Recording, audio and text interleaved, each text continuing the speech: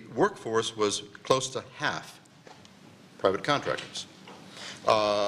You brought it down by 15% to the figure that I have now heard is pretty authoritatively is 30%. Press release, I think, said 60%. In an error, I'm sorry. Don't blame me. But it is 30%, which is incidentally still pretty high. But why did you do that? What was the concern? Was it that the CIA was hemorrhaging qualified people? I mean, I think 5,000 CIA officers left the agency, by around 9/11 and shortly after, to go private, to be hired back the next day by CIA for a whole lot more money. Go ahead. What we did, Joe, number one, keep in mind what I've said about contractors and the important contribution. Second, what the Secretary just said, that the legal structure has to protect them. And I should add, too, not just contractors. The American intelligence community gets a great deal of benefit from what we call cooperating domestic entities, and they're not contractors. They're just patriotic Americans who are willing to help. And if the legal system is such, or has been misused in such a way that these people feel they are no longer able to assist, that's a blow against American security and against American freedom. Okay, so we had contractors. It was clear to me that we had expanded rapidly. The set, and let me be kind, but I think fairly accurate, the set of individual decisions made throughout the agency, I need a contractor here, I need a contractor there, I need a contractor there, had actually created a macro circumstance in which we probably had too many contractors and in which we were probably competing against each other to hire contractors. So it's a matter of government efficiency. Exactly. It was a matter of government efficiency. So I had no sense as to how much that extra layer was. Mm-hmm. And so Steve Kappas and I picked the number 10% and say, do 10. Cut by 10%. Cut by 10%. And actually, we did it pretty comfortably.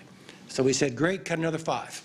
And at that point, I move out of the picture. So there may or may not be more room to reduce the excess that had grown out of government inefficiency, not contractor inefficiency.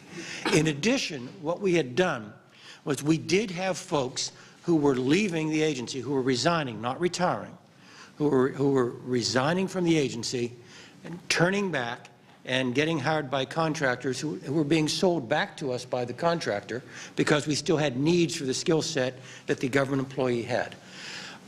I put a stop to that by simply saying the agency would not clear a contract employee, would not grant a clearance to a contract employee who had resigned from the agency for at least 12 months after the date of resignation.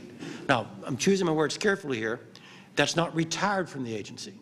If you put enough years in the agency to be eligible for retirement, I said, God bless you, you've put your time in, you can move on.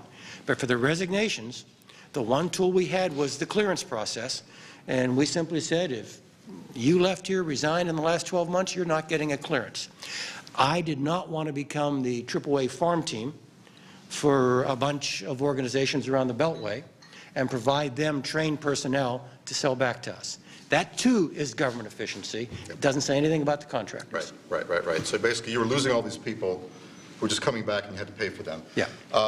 Jack, in the old days, this idea of retiring from CIA and going back and working for them was, I believe, called double dipping, right? It was kind of frowned upon. Now everyone's doing it. What happened? Let me put a marker down before we get too far into it. I did spend 32 years in CIA, and when an autopsy is done, you're going to find that part of my heart contains the CIA stamp. But there has been a huge historical shift that I don't think is well appreciated. I ran the Afghan program in the mid-'80s. I was the director of operations at CIA. I served abroad in 5 stations. I really do think I understand the operational world. I know what to tell you, for the last 25 years of my career, I left in 1999. If you mentioned the word assassination inside the CIA, you were expected to resign. I remember a DDO, one of my predecessors, saying at a meeting I attended, I'm going to fire all the contractors. Now, that was a rather naive statement, as much as I respected him. But it was a sense of the role of